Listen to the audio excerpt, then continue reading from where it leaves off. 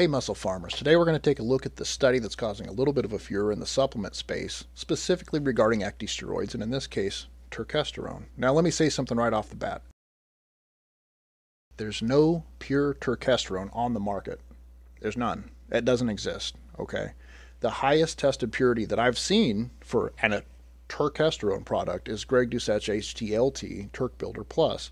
That actually tests out at around 40 to 50% turkesterone. That's about as good as you can hope for. Now, turkesterone is only about 10% stronger than ecdysterone, and what people don't seem to realize is that these are concentrates. So typically, there will be a portion of turkesterone, ecdysterone, alpha ecdysterone, and so forth in any given mix, and it's not put in there. It comes from the plant. So during the distillation and the concentration process, you're left with a mix.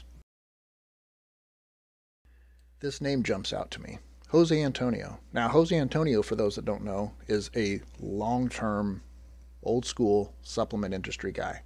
And I thought, isn't that going to cause kind of a conflict of interest when he's doing a scientific study on a supplement? So let's take a look down here at the bottom and see what they thought about this.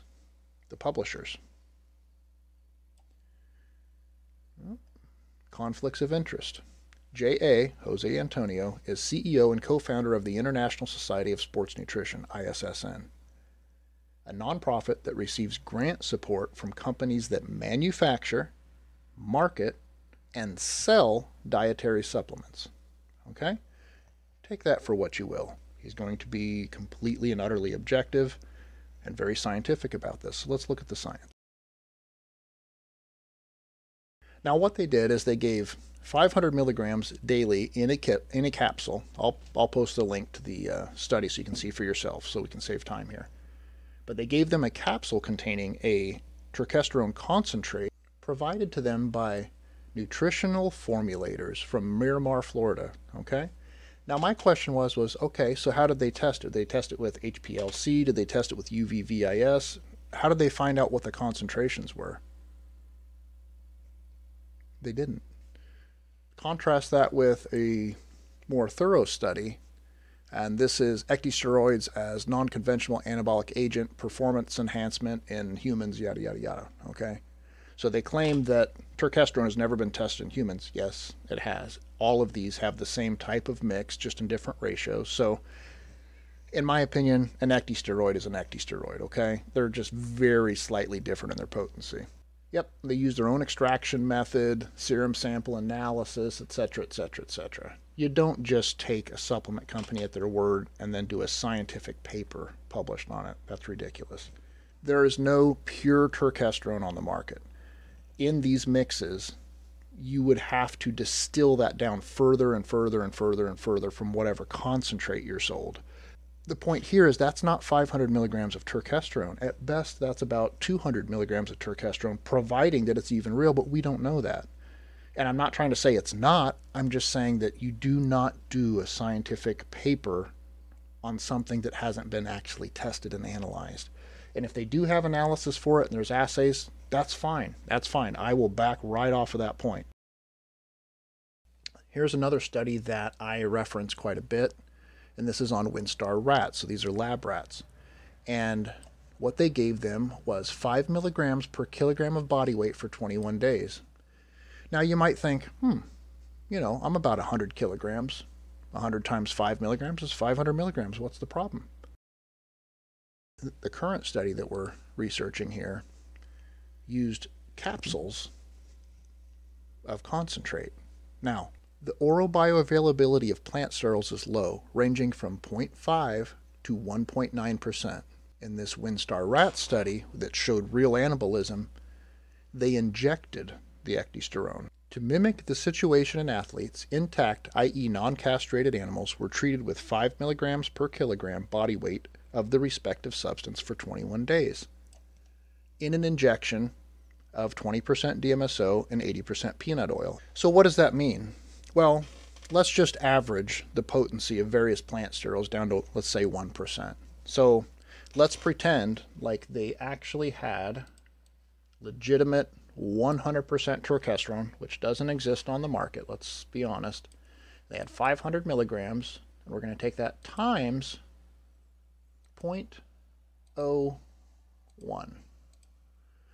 That means that the athletes in this test were getting 5 milligrams of turkesterone actually in their system a day, at best. That's best case scenario.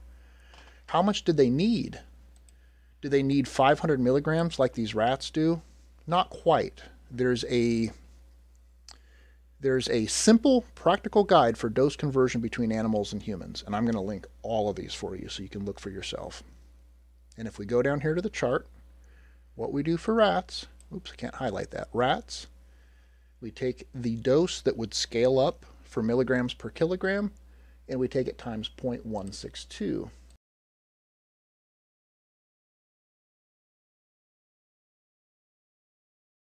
81 milligrams a day at 100 kilograms. Now, how many milligrams did they get? 5. Maybe at best 6% of what they needed. Okay? I just want you to think about how low a number that is. If you were to take protein powder, and instead of taking a 30-gram dose a couple of times a day, you took 6% of that, what would that be? I don't know what to say. I just absolutely bizarre. So, in summary, this entire study, to me, just this is my personal opinion. I don't know what's behind the scenes. I don't know what people's motivations are.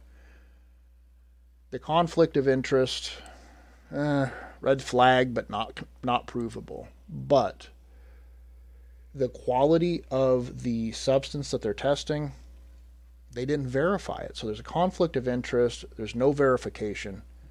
Fine.